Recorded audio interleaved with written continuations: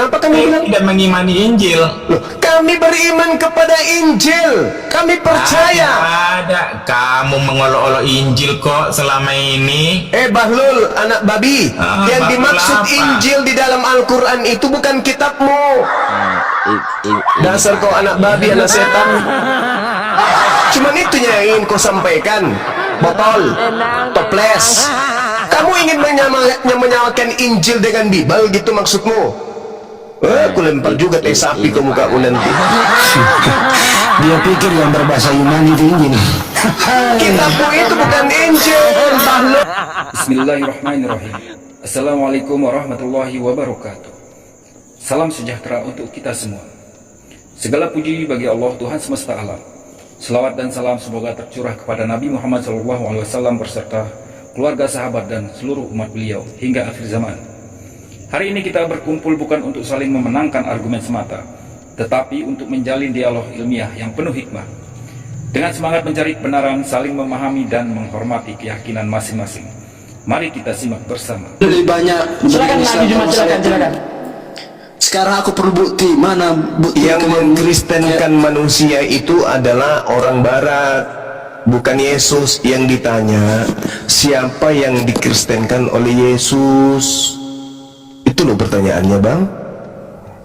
Yang anda menjadi Kristen kan penjajah Belanda kan, bukan Yesus kan? Nah, yang kita minta di sini, Yesusnya ada nggak dia kristenkan orang? Gini loh Bang Aritonang, di masa Yesus apa ada YouTube?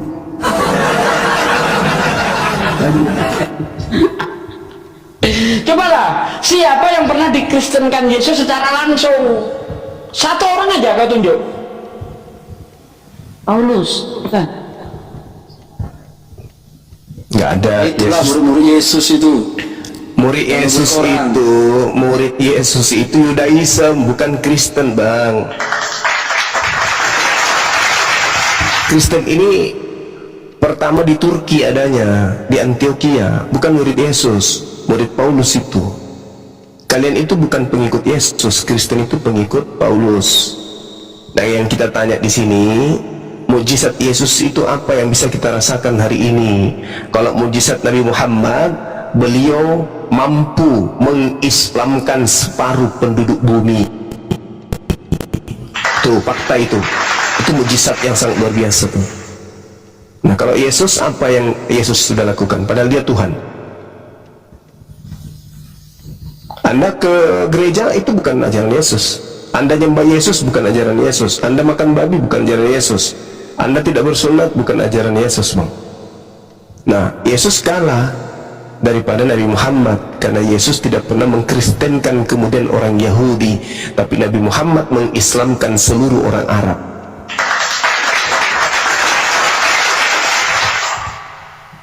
Anda mau lihat yang nyata kan? Tuh nyatanya. Mujizat yang kedua, Yesus menerima Injil. Yesus mengajarkan Injil. Yesus menerima firman. Nabi Muhammad menerima firman. Nabi Muhammad menerima wahyu. Nabi Muhammad dicatatkan wahyunya berupa kitab Al-Quran. Al-Quran sudah ada pada zaman Rasulullah Nabi Muhammad. Nabi Muhammad menyebut nama Al-Quran. Allah menyebut nama Al-Quran. Yesus tidak pernah menyebut nama Lukas, nama Markus, nama Roma, Galatia, Filipi, Efesus, dan seterusnya. Mana firman yang Yesus terima dari Tuhan? Tak ada. Mana firman yang diterima oleh Nabi Muhammad? Al-Quran.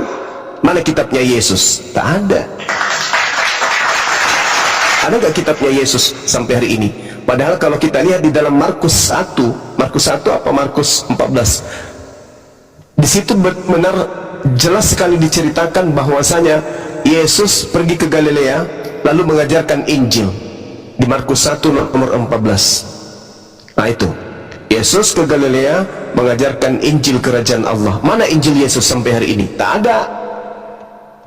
Nabi Muhammad diutus ke muka bumi ini untuk mengajarkan Al-Quran.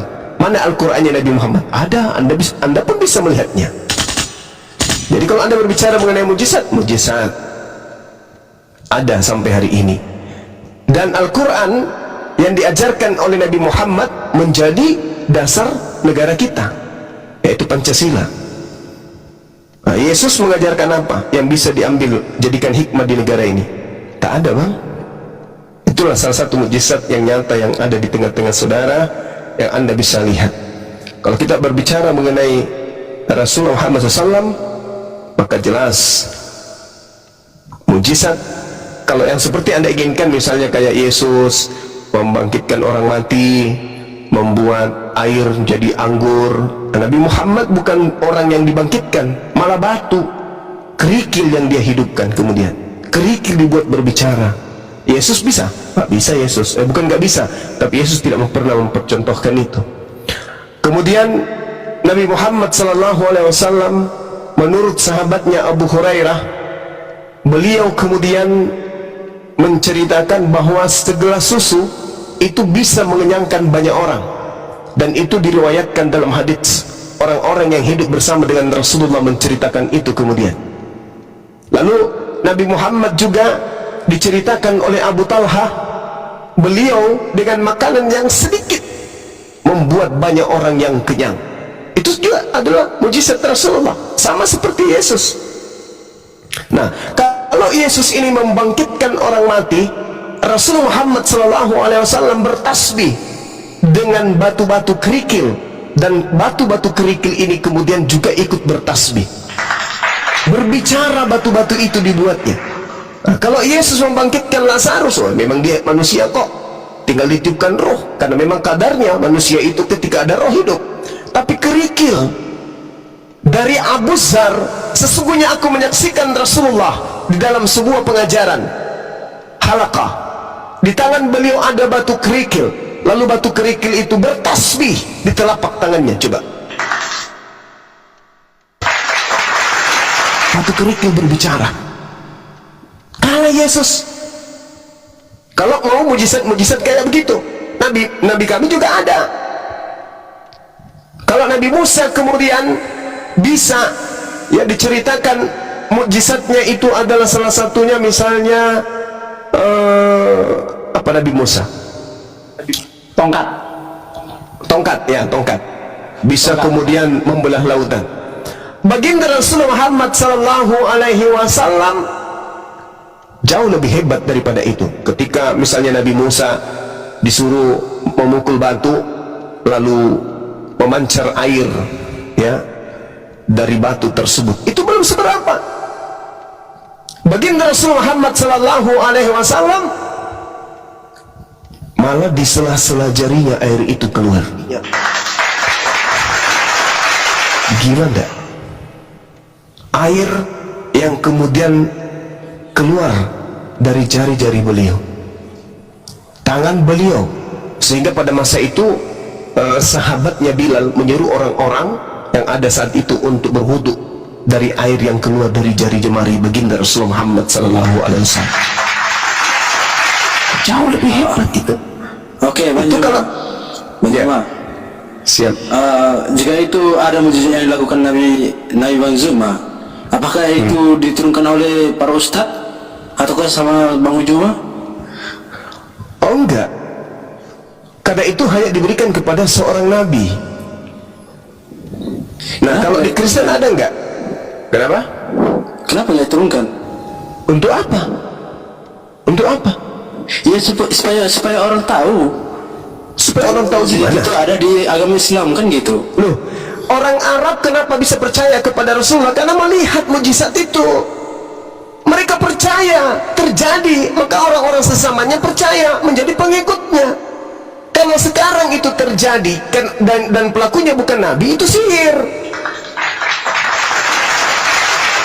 Seperti yang terjadi pada pendeta-pendeta, pastor mengusir setan, itu bukan karena mujizat, itu karena pengaruh setan. Mau tidak percaya? Coba Anda lihat di dalam Matius 7 nomor 22 nomor 23. Bukankah kami bermukjizat pakai namamu, mengusir setan pakai namamu? Apa kata Yesus? Enyahlah daripadaku, kalian semua adalah pembuat kejahatan.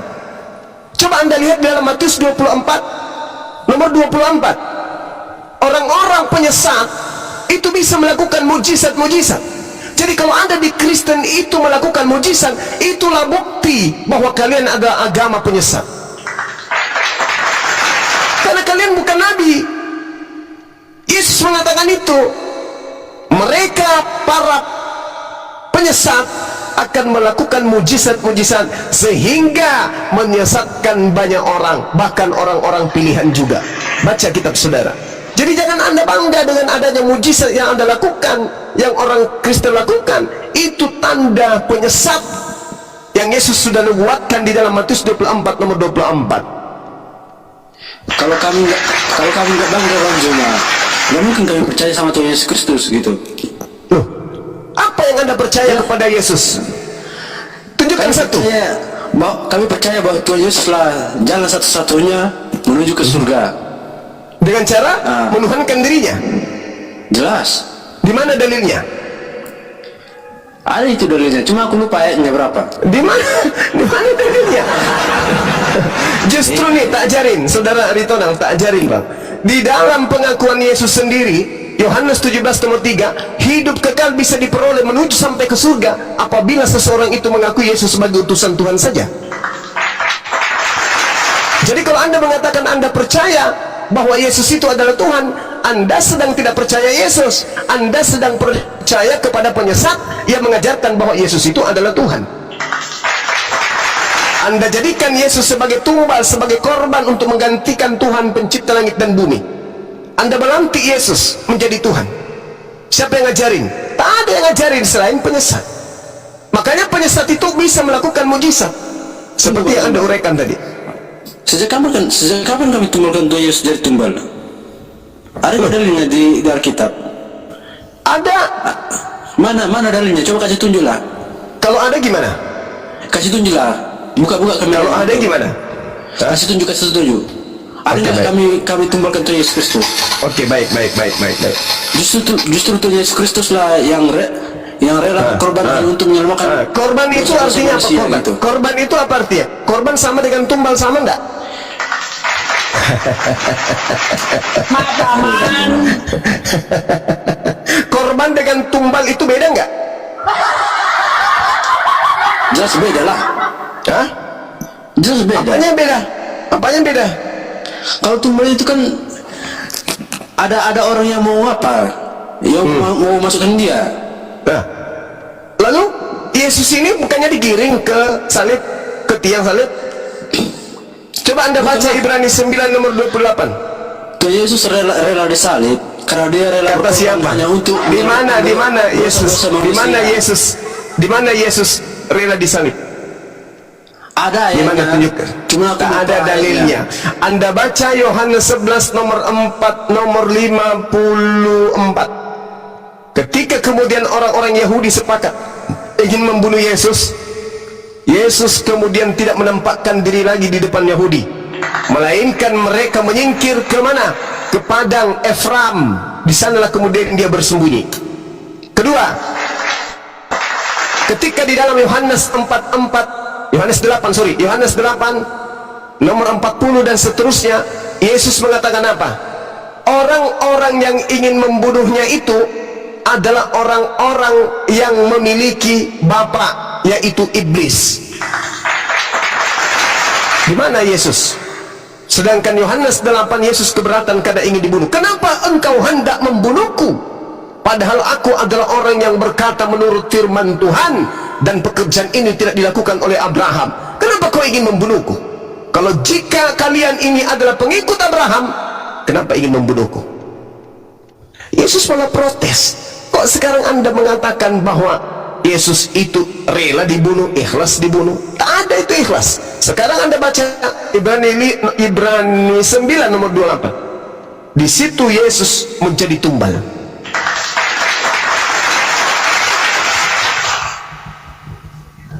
Bahkan kalau Anda membaca 1 Korintus 5 nomor 7, di situ Yesus disembelih.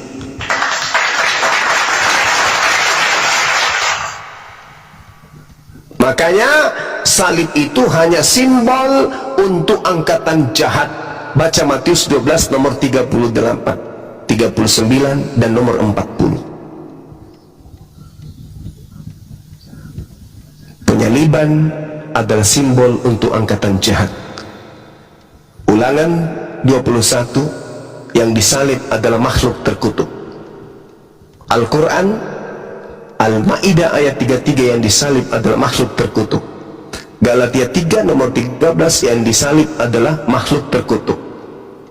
Sembahan Kristen adalah bukan Tuhan terkutuk, tetapi makhluk terkutuk.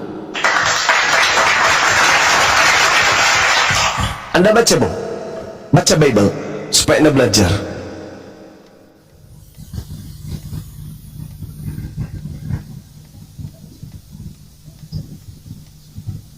Sekarang gini Bang Zuma, Ya, aku perlu bukti.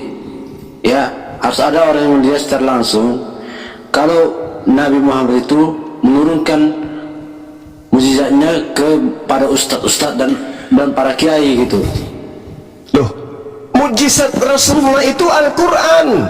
Al-Quran itu diberikan Rasulullah kepada pengikutnya, kepada umatnya, dan di tengah-tengah kami mujizat itu ada.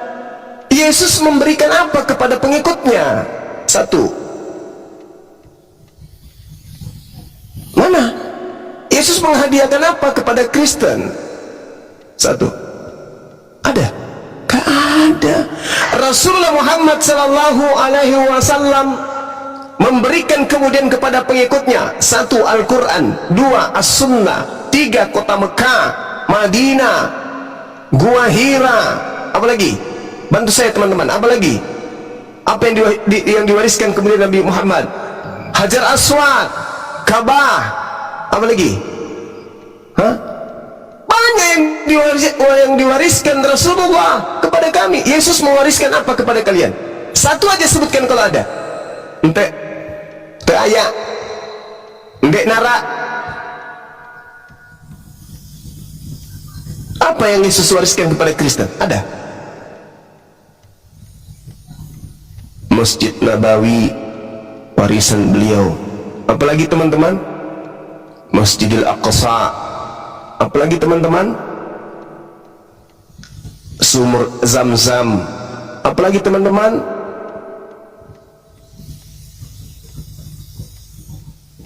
Sementara Yesus mewariskan apa kepada kalian? Ada? Nggak ada Bang. Yang kalian punya gereja bukan dari Yesus, kitab Lukas bukan dari Yesus, kitab buku Markus bukan dari Yesus, surah-surah Paulus bukan dari Yesus, buku Yohanes bukan dari Yesus, buku Matius bukan dari Yesus, gereja, salib, apalagi bukan dari Yesus semua itu. Apa dari Yesus yang ada di kalian? Tak ada. Kalau kami umat Islam, warisannya masih ada sampai hari ini. Dan itu bisa kami lihat, bisa kami siarahi. Kandang tempat Yesus lahir masih ada. Palungan tempat Yesus lahir masih ada. Cuma izin paman, aku pantun dikit lah ya. Iya. Bu Gani potong bawang, Bu Susan makan bolu. Gini loh Bang Aritonang, jangan pingsan dulu. Siapa yang pingsan Bang? Dari tadi aku mendengar lo di sini. Oh iya, ya oke, lanjut Bang. Oke, lanjut Bang Juman. Nah, Iya. Jadi ketika kita berbicara mengenai mukjizat Bang, yang kita butuhkan di akhir zaman sekarang ini itu adalah ilmu. Bukan kemudian menghidupkan orang mati dan seterusnya. Yang kita butuhkan sekarang ini adalah bagaimana kita bisa menaklukkan bumi ini. Bagaimana kemudian kita hidup mudah dalam kehidupan dunia ini. Bagaimana kemudian kita terbebas dari kejahiliaan dan kebodohan. Itu yang kita butuhkan. Dan itu yang ditetapkan oleh Rasulullah.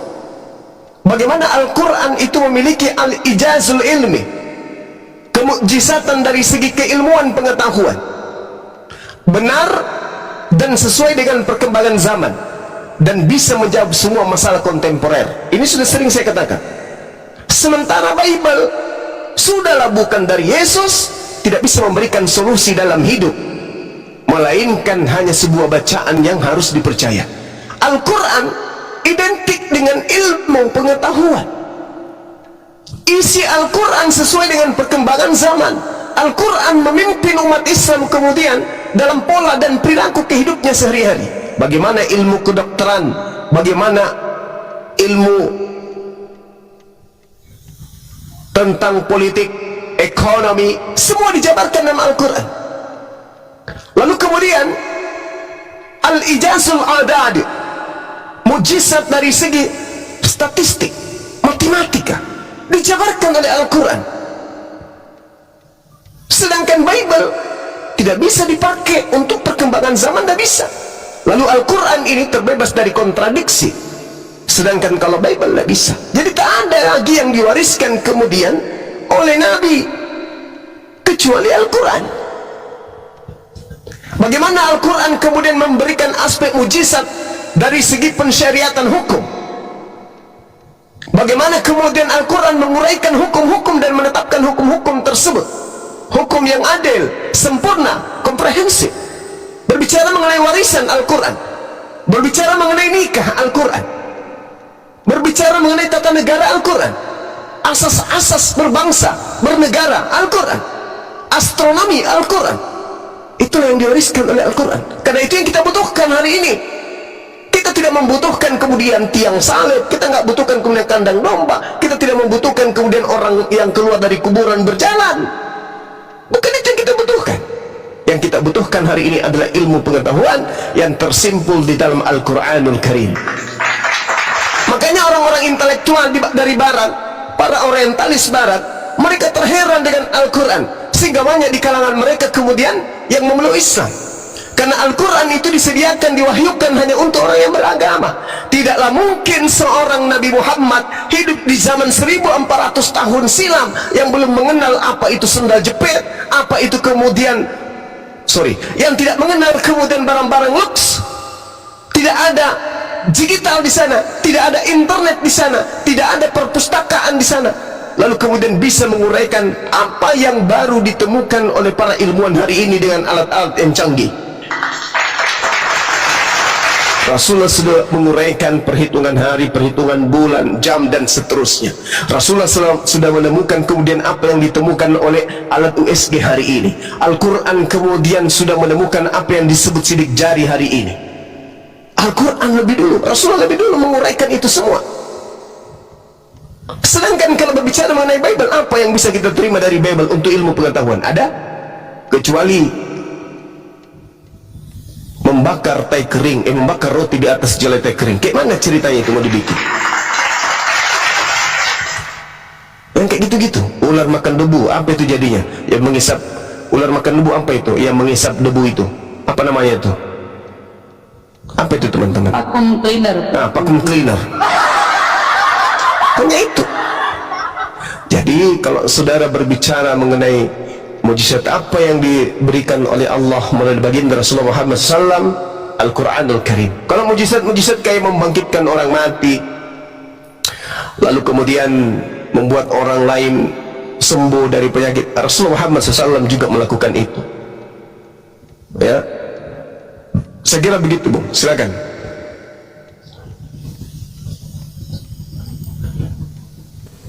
Oke lah Bang Juma, sampai situ aja dulu.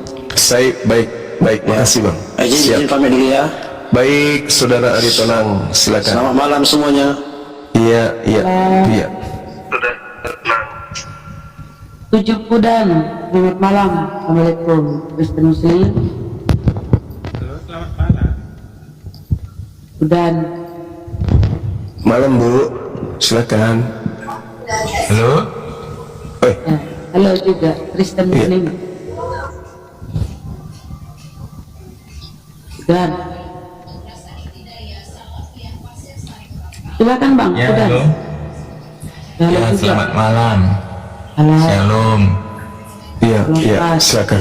Salon udah tutup Bang, besok pagi ya, datang kembali jam 9. Shalom. Oh, salah. Kirain mau titip Mau sedikit sharing. Tadi kan saya ada scroll ini, ada koma Kristen ya, saya. Kristen ya, Ah? Kristen. Salam, Kristen ya. Halo. Ya, tadi sudah bilang Salmon. Ya, Silakan Bu. tadi ada yang kesaksian. Kebetulan yang Murtadin ya, kesaksian saya hanya mau meneruskan aja, mau minta pendapat sih dari Bang Juma. Tadi yang saya dengar sekilas saja ya, dia membaca kitab Yohanes 1 ayat 1 dan Gimana Bang? Terpental. Turun. Pental ke pental. Naik lagi bang, Bang Pudan. Oke, next ada Bang MD Taki. Selamat malam, assalamualaikum kaum muslim. Silakan buka mic-nya Bang MD. Jangan pingsan dulu Bang MD.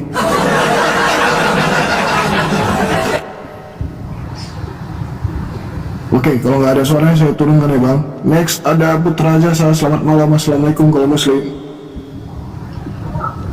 Selamat malam, Bang.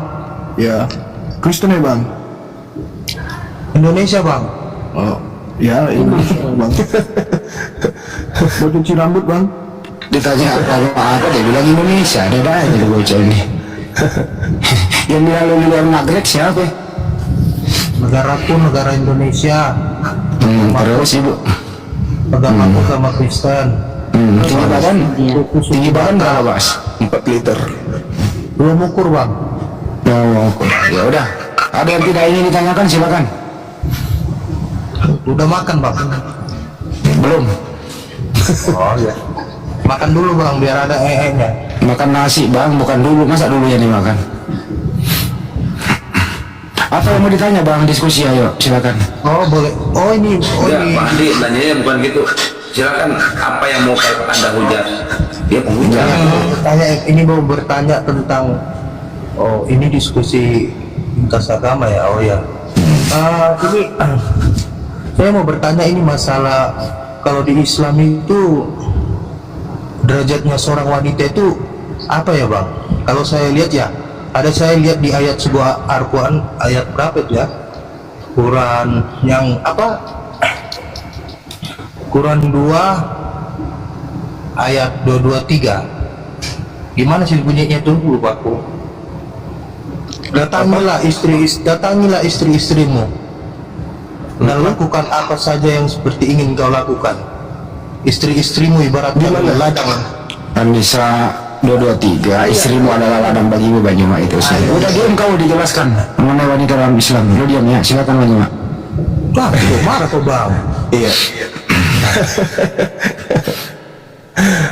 Kalau di Islam itu Bung, An-Nisa 223 jelas sekali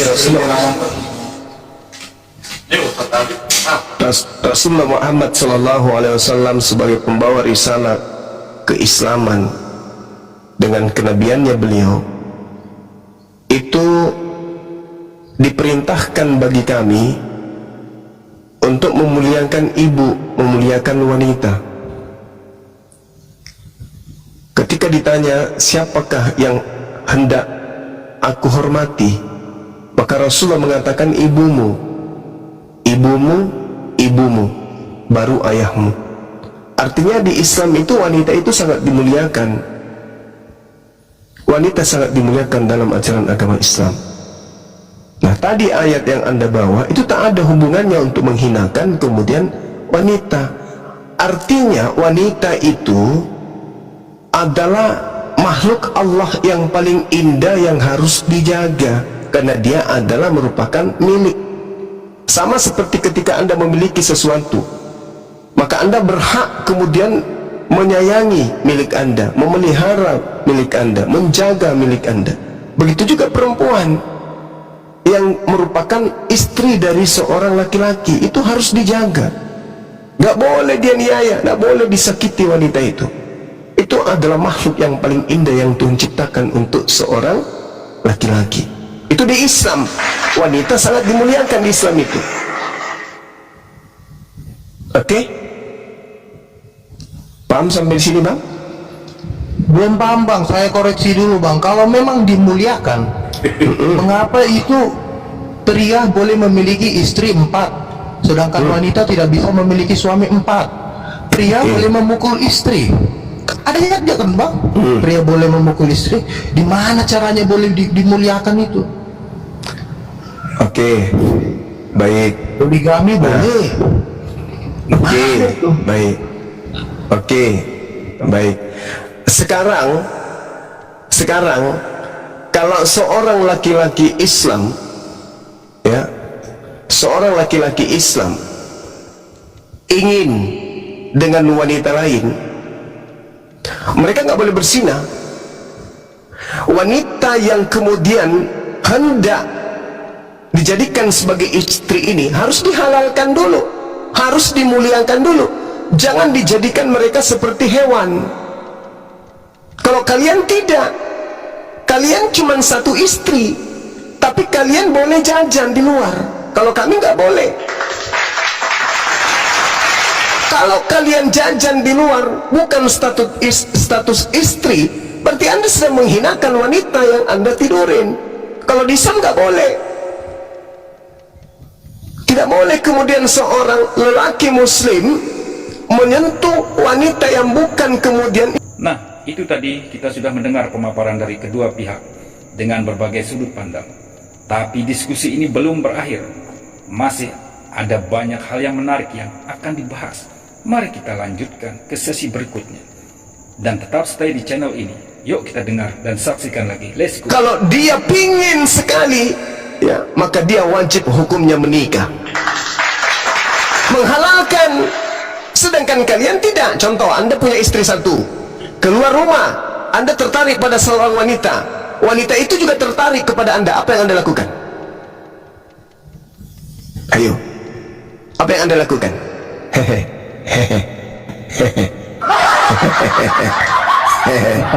Apa yang Anda lakukan? Ucapan abang nggak sesuai dengan fakta. Faktanya Itu fakta real. Itu fakta real yang terjadi. Itu fakta real yang terjadi. Jangankan jemaat biasa, pendeta pastor pun simpanannya di mana-mana. Itu fakta. Itu fakta real. Bang Juma, kalau bisa berdebat itu harus ada dalilnya gitu. Itu kan kembali ke manusianya. Islam juga ada yang seperti itu. Jadi kita jangan. Makanya Islam memberikan solusi poligami, Bang. Kalau di Kristen apa solusinya? Kutanya dulu. Kalau di Kristen apa solusinya? Kita Ketika harus Anda berdebat itu berdasarkan. Oh, bahaya kalau saya kasih dalil, bahaya. Karena perempuan di agama Anda itu diperintahkan untuk bersundal berdasarkan di Bible. Anak perempuan Anda diperintahkan untuk bersundal, istri Anda diperintahkan untuk bersundal di Bible. Nanti Bahkan istri Anda di Bible dikatakan ketika Anda keluar dari rumah, istri Anda boleh memanggil orang lain datang untuk melakukan senggama sampai pagi. Itu di kitab Anda, Bung. Itu di kitab Anda, Bung. Itu di kitab Anda. Istri Anda dibolehkan memanggil laki-laki lain. Istri Anda dibolehkan memanggil laki-laki lain untuk memuaskan istri Anda ketika Anda keluar rumah. Mau dalilnya? Mau dalilnya? Mau dalil? Boleh. Tapi mau kau mendengarkan penjelasan. Dulu dikasih bang dulu, coy. Saya baca ya, Bang Juma ya. Silakan. Amsal 7, 18, 19. Marilah kita menikmati asmara birahi sampai pagi, karena suami tidak ada di rumah, ia sedang keluar kota. Dibuka Abdul. Ya, kau punya Bible kan? Kau bisa cocokkan. Dengarkan penjelasannya harus dibuka. Itu dong baru. Ya, itu dalilnya. Itu dalil. Itu kalau sudah dibacakan dalil. Begitu Bang Juma. Nanti kalau kita Itu sudah itu dalil. Tadi Anda membahas Al-Quran, Anda tidak perlihatkan. Itu dalil. Saling menuduh. Kau bukalah sendiri ayat ini. Itu dalil. Tidak usah kau nasihati saling menuduh. Itu dalil. Cuma tahu nggak, di pesantren itu banyak perempuan yang kan perlu kita bahas. Satu-satu dulu itu dalil. Saya baca lagi ya. Kutanya samamu dulu kalau gitu. Kutanya sama kalian. Tolong tunjukkan syarat sah nikah di dalam agamamu. Ada? Ada syarat sah nikah dalam agamamu? Tolong tunjukkan ayat di Ada nggak syarat sah nikah di dalam agamamu? Kutanya dulu. Ada nggak syarat sah nikah di dalam agamamu? Ya, jadi Ada nggak? Syarat sah suatu pernikahan dalam Kristen ada nggak di dalam Bible? Sekarang kau tunjukkan dulu di mana Bisa diskusi nih. tahu. Ada tidak, Bung? Asal Anda tahu, sebenarnya Anda itu anak zina semua. Anda itu anak pesina semua. Karena di dalam agama kalian itu tidak ada syarat sanikah. Kalian itu anak-anak zina. Itulah Mana dalilnya? Mana dalilnya? Mana dalilnya dalam kitabmu? Dalilnya di dalam kitabmu syarat sanikah. Syarat sanikah dalam agamamu mana? Jadi itulah di dalam kitab. Ada enggak? Tukang poligami sampai bos Ada enggak? timbat. Ada enggak dalam agamamu? Syarat sah untuk menikahi perempuan itu usia berapa di dalam agamamu? Begini loh Bang Juma, mungkin Begini loh Bang Juma. semua warga Begini loh Bang Juma. Indonesia pada Asal kau kan, tahu, bapak emakmu itu berzina sampai kau hadir. Paham? Andaikan Aisyah tidak sudah Hei, kamu itu semua anak-anak pesundal. Kamu itu anak pesundal. Kamu itu anak-anak sundal semua. Ngerti?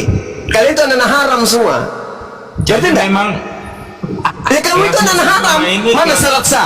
Mana syarat sah dalam kitabmu? Ada nggak syarat sah dalam kitabmu? Ada nggak? Syarat sah nikah dalam kitabmu ada nggak? si Juma Ada tidak? Ada nggak? Ada nggak? Ada nggak? Ada nggak? Ada nggak? Ada nggak? Ada nggak? Kalau tidak ada, kalau tidak ada berarti kalian anak-anak hewan, anak-anak hewan kalian itu, anak-anak binatang, anak-anak zina, anak-anak laknat yang dikeluarkan dari hasil zina. Bapakmu sama makmu berzina, kenapa? Karena tidak ada syarat sah nikah dalam agamamu. Ayo, Mana dalilnya nidurin bocil? Mana dalilnya nidurin bocil? Mana? Aisyah umur 9 tahun. Di mana dalilnya dia ditidurin? Di mana dalilnya dia ditidurin? Di mana? Biadab, anak monyet, anak anjing. Di mana dalilnya Aisyah itu ditidurin? Di mana? Anjing. Sedangkan Tuhanmu Yesus memecahkan perawan Maria untuk datang ke bumi. Paham kau? Tuhan kau iseng. Tuhanmu itu butuh perawan. Gak jadi Tuhan dia di bumi ini, gak jadi manusia dia kok gak lewat perawan. Hah? Satu-satunya Tuhan yang membutuhkan perawan gadis perawan hanya Tuhanmu. Paham kau itu? Jadi jangan kau menghujat, jangan kau menista, ya, jangan kau menista. Jangan kau menista di sini, jangan kau menghina di sini. Ingat ya, di dalam agamamu tidak ada batasan perempuan untuk dinikahi usia berapa. Di dalam kitab bilangan, di dalam kitab bilangan jelas sekali, kitabnya orang Yahudi yang kalian ambil. Apa bunyinya di sana? Bunuhlah semua perempuan yang sudah tidak perawan lagi, tetapi perempuan yang masih perawan ambillah untukmu. Tuh. Itu dalilnya dalam agamamu. Makanya kalau anda lihat Kristen di Barat, usia 9 tahun ke atas itu sudah jarang perawan. Berarti karena di agamamu itu tidak ada batasan. Di agamamu itu tak ada batasan. Ngerti? Di agamamu itu nggak ada batasan. Kalian itu lahir karena tidak ada syarat sah nikah di dalam kitabmu, maka kalian itu tidak pernah kemudian dikatakan bahwa sah pernikahannya itu berdasarkan Bible. Tidak ada. Ngerti? Jangan pakai bahasa yang baik, Bang. Pakai bahasa yang baik. Ayo tunjukkan aja. Tunjukkan saudara. Apa kamu tunjuk saudaramu? Tunjukkan. Kalau kau tidak saudara dengan saya, keluar dari negara ini. Karena negara ini diperjuangkan oleh kakek saya sampai merdeka, bukan kakekmu. Paham? Kakekmu itu atau nenekmu itu bisa menjadi Kristen, ya mungkin diituin sama penjajah waktu itu. Paham? Kalau kakek saya pejuang, Perdagangan Islam yang tercatat di negara ini namanya. pertama bukan nenek kau. Nenek saya dong. Nenek saya dong. Nenek saya dong. Kakek saya seorang guru, kakek saya seorang ulama. Perdagangan Islam dulu, bukan dari nenek. Lalu nenekmu kenapa bisa beragama Kristen? Kutanya samamu. Kenapa kau bilang? Karena menjadi bangsa. Kenapa kakekmu? Kenapa nenekmu beragama Kristen? Jawab. Itu kan keputusannya, bukan urusanmu. Diperkosa sama penjajah ya? Kok diperkosa? Itulah kau menista agama kau. Enggak, kutanya kenapa nenekmu menganut agama penjajah? Kenapa nenekmu menganut agama penjajah? Kutanya samamu. Karena dia melawan penjajah atau karena dia berkongkol dengan penjajah? Ayo, jujur kau. Kan menuduh itu namanya. Nyatanya kan Enggak, saya kan bertanya. Saya bertanya, kenapa kakek nenekmu beragama Kristen? Kenapa nenekku aja pun beragama Islamnya? Kenapa pula kau tanya gitu? Sok tahu kau? Dari mana saya tahu kalau nenekmu beragama Islam? Jadi Apa? siapa rupanya? Aku bilang kan Cuma- sekarang kan kau tahu nggak? Nenek aku Islam. Dari mana saya bisa tahu? Saya tidak kenal kau. Ya udah, kalau nggak kenal kau sama orang, jangan sok-sok menjas orang itu Islam atau Kristen gimana gitu. Lalu kenapa bisa kau menjadi agama Kristen? Ya, itu kan pilihanku, bukan urusanmu. Alasannya? Alasannya itu kan kepribadianku, agamaku, bukan urusanmu. Alasannya apa? Kan kalian naik ke sini bertanya dan menghina, menghujat Nabi saya, ya kan? Nah, makanya saya tanya sama kalian, kalian sendiri beragama Kristen itu ikut siapa? Kau hargai juga orang biar bukan satu agama. Kau beragama cuma. Kristen itu ikut siapa? Di sini kan tadi Apa? pertanyaannya tentang Nabi saya kan? Tentang tuduhan untuk menggagahi si bocil. Mana dalilnya? Ada nggak orang Kristen bisa menunjukkan itu? Cuma aneh, kalau manusia paling aneh kulihat. Kenapa bisa? Iya loh. Karena kadang nggak jadi Kristen. Pribadinya orang nggak boleh gitu. Tadi Aneh, kamu nggak manusia mendengarkan aneh. tadi saudaramu menghina Rasulku? Hah? Terus hanya Rasulmu yang dihina. Terus kau menghina Yesus gimana itu? Tuh kan kena ini. Teman-teman tolong ya di layar di share-share Di teman-teman. mana? Tembusin 1 M ya. Sebentar. Jadi Saya jadi berdua sama manusia dan munafik. diam dulu Terus kau. Yesus klaim hina Diam dulu kisah. kau. Yang menghina Yesus itu Yesus tulisannya. klaim hina kisah gitu. Kalian nggak menjaga perhatian. Lu diam dulu di situ. Kau yang diam mulutmu itu kau diam. Jadi kau yang mau ngomong di sini, mau ngomong Iya, nggak? kenapa rupanya? Ya, Kau munafik ya, kau. ya silakan ngomong. Sampai dengerin. Ayo ngomong. Silakan ngomong, kita dengerin dia ngomong. Ngomong lo. Dilaporin lagi banyak ada aja. Lapor. Si Mas, saya tanya samamu. Di agama Kristen batasan usia perempuan dinikahi itu usia berapa? Jawab.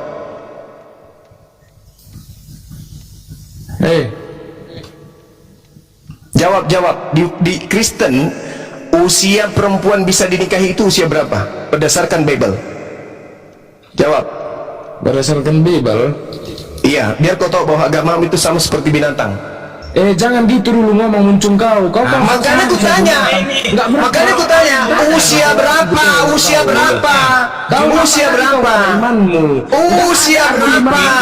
berapa wanita bisa dinikahi di agamamu? Jaga Kau mulutmu. bilang tapi kau Usia berapa? ngomong gitu. Jaga mulutmu itu cuma. Usia berapa? Pertanyaan saya. Macam nggak ada Usia berapa pendidikan di kau agamamu ngomong perempuan gitu. bisa dinikahi? Kau bilang kau sama-sama kan orang Kristen sama binatang. Ya sama binatang juga nggak ada batasan usia kok. Binatang nggak ada batasan usia. Bahasa Apa? binatang kayak gitu cuma jangan kayak gitu. Nah, kamu kan disebut anak domba katanya. Domba bukan binatang. Kau bilang, Oh, kau bilang udah, sama kami tadi agama Kristen binatang. Binatang, Kau domba kan itu binatang semua atau orang bukan? Memang binatang yang ajaran Kristen. mereka. Tanya sama aku, binatang domba itu bukan? Kau memang Domba itu binatang bukan? Mereka ini nggak ada. Kalau agamamu itu mensifati sifat seperti itu, jujur aja. Pertanyaan saya sederhana loh. Iya, udah ku tengok kau satu lawan satu ente. Itulah kemanusiaan ku nengok kau cara. Iya. Pertanyaan saya sederhana loh, Bahlul. Bahlul. Dulu memang dia gitu. Makanya saya tidak bisa mengutuk dia. Bahlul. Penyembah makhluk tertentu, dengarkan. Kawan, Bahlul, dengarkan. Saya tanya samamu, usia berapa perempuan di agama Kristen bisa dinikahi? Nggak Bisa kau usah. jawab? Cuma Nggak urusanmu. usia Pergi kau ke gereja, coba kau pendeta. Udah, turun kau, babi. Babi turun kau, babi. Babi laknat, turun. Kalian binatang-binatang turun. Gak layak bagi kau berdiskusi di sini binatang. Kalian yang datang memanas-manasi, menghina Rasulku, menghina Nabiku di sini. Dari tadi saya baik-baik sama kalian. Naik ke sini membinatangkan Nabi saya itu saya nggak suka. Teman-teman jangan putus tetap di layarnya ya teman-teman biar kuat komalnya. Ayo dibantu teman-teman. Sederhana pertanyaan saya loh. Usia berapa wanita bisa dinikahi di dalam agama Kristen? Mana dalilnya? Tunjukkan.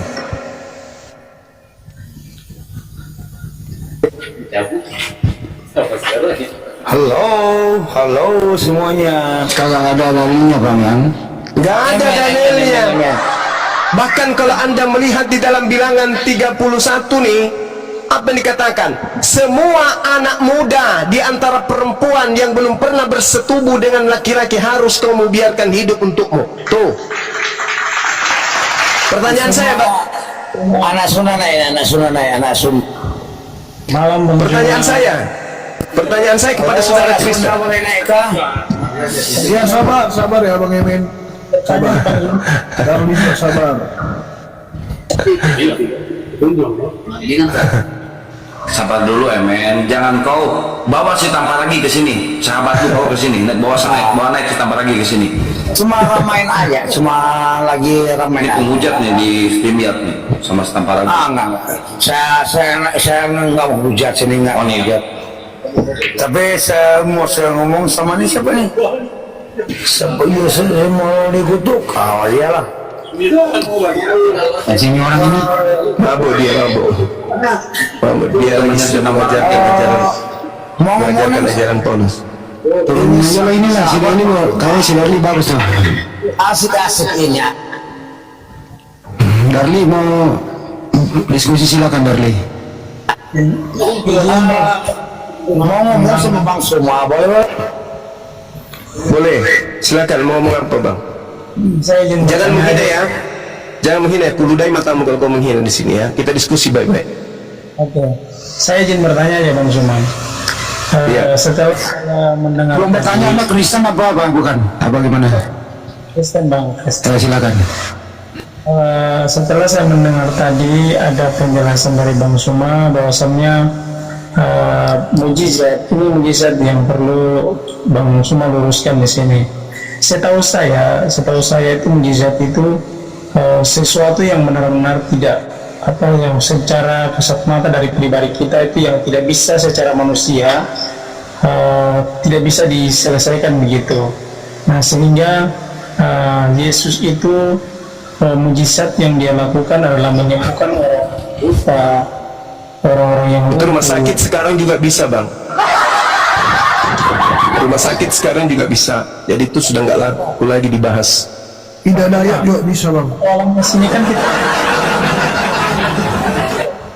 Nah, sekarang saya minta tolong Bang Suma, coba Bang Suma jelaskan yang tadi bahwasannya Nabi Muhammad yang di mana tadi? Saya tidak salah dengar tadi itu di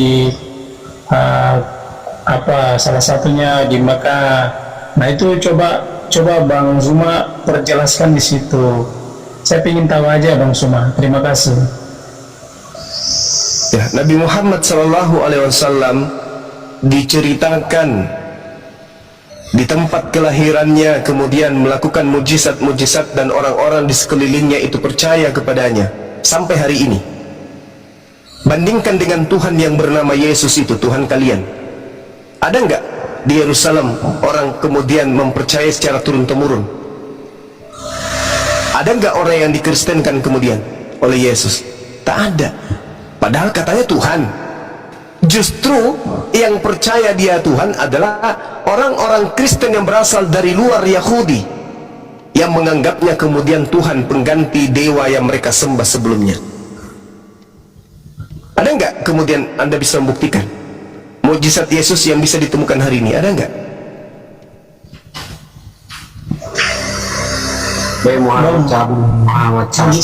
Muhammad Yesus itu setahu saya waktu Yang cabul itu yang Tuhan ditelanjangin, Tuhanmu ditelanjangin. Tuhan telanjang itu cabul, Dek. Tuhan cabul, digantung di pohon itu Tuhan cabul. Nabi Muhammad tidak pernah ditelanjangin, asal kalian tahu. Tapi Tuhanmu ditelanjangin, cabul dia.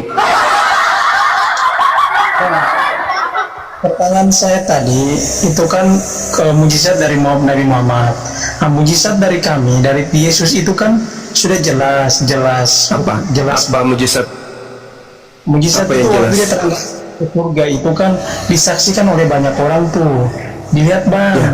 Nah, Kalau salah itu satu- juga Nabi kami, Nabi Isa juga terangkat ke langit. Enggak, saya tidak bertanya ke Nabi Isanya Bang. Saya tanya ke Nabi Muhammadnya. Karena salah satu Nabi Nabi Muhammad yang luar biasa di Islam itu kan di Nabi Muhammad tuh.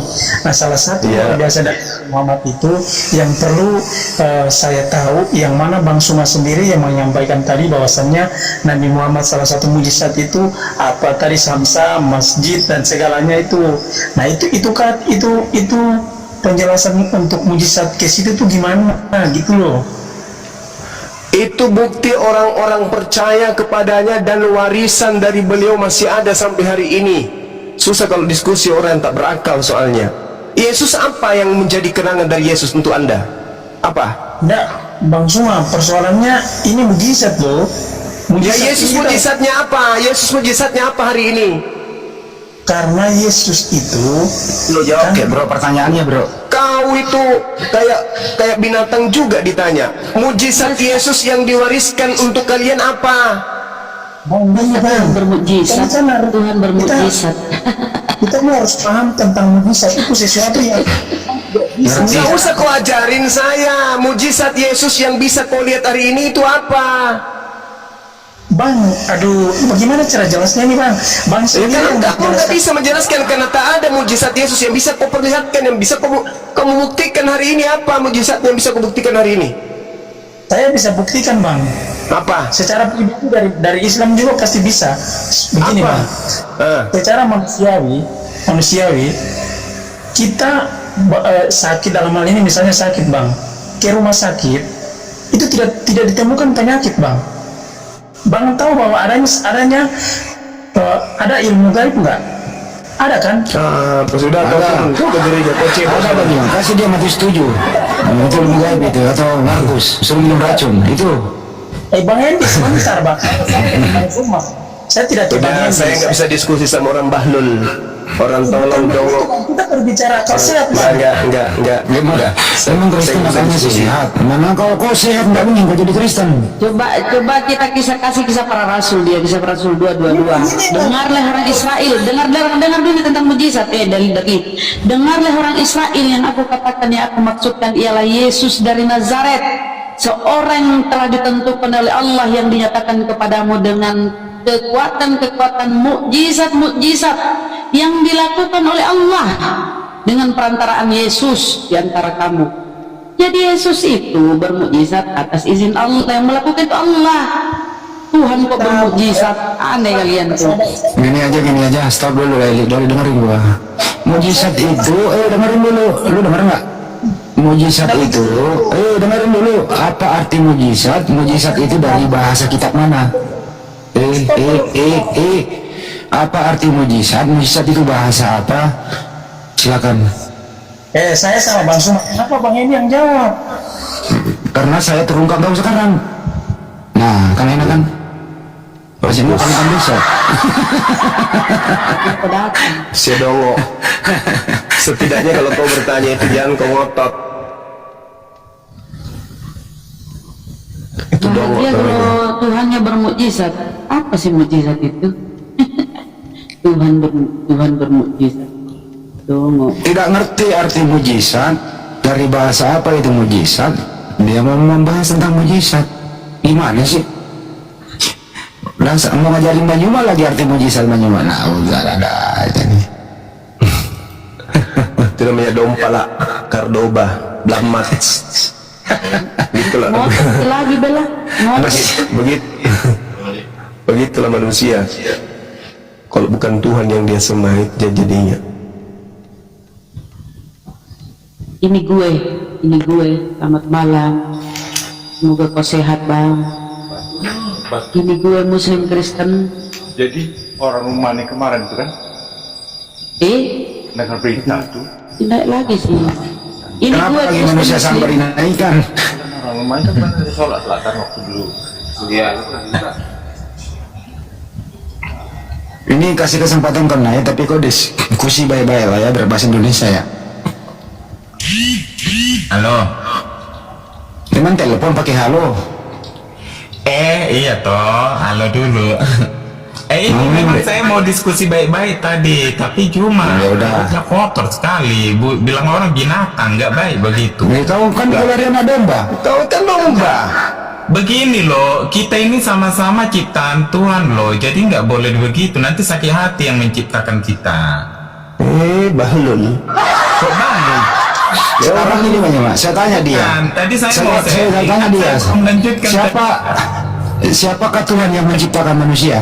Udah dulu Bang Andi, saya mau ini lanjutkan ini saya dulu, sharing saya dulu. Tadi kan ada saya dengar nih teman muslim yang murtad, dia ada buat kesaksian, dia baca Yohanes. Suaramu kok kasih tegas kayak suara laki-laki. Saya. Dia membaca. Kasih tegas suaramu dulu. Dengar dulu. Suaramu kasih tegas. Jangan kayak kawi suara kau itu. Maka cuma mulutmu diam dulu.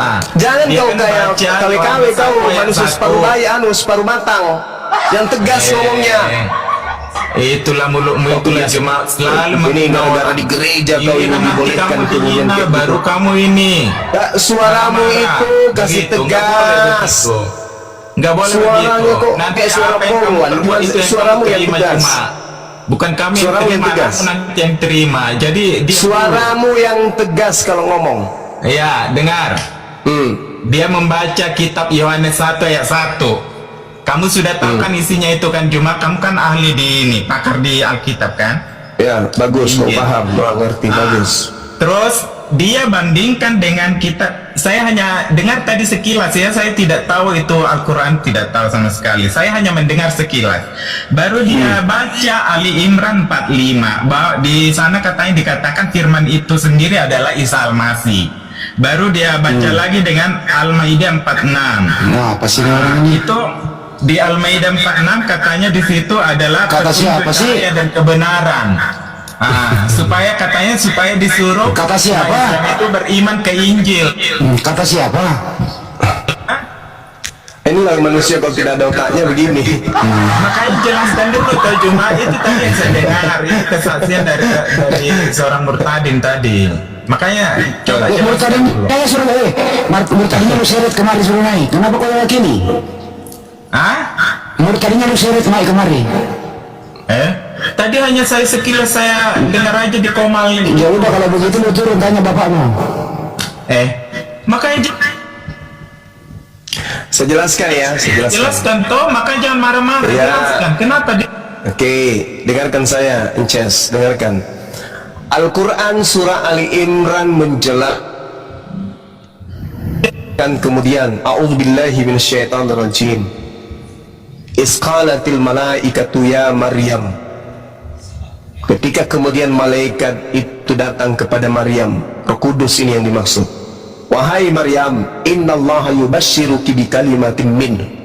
Wahai Maryam, sesungguhnya Allah menyampaikan kabar gembira kepadamu tentang sebuah kalimat. Kalimat dari mana?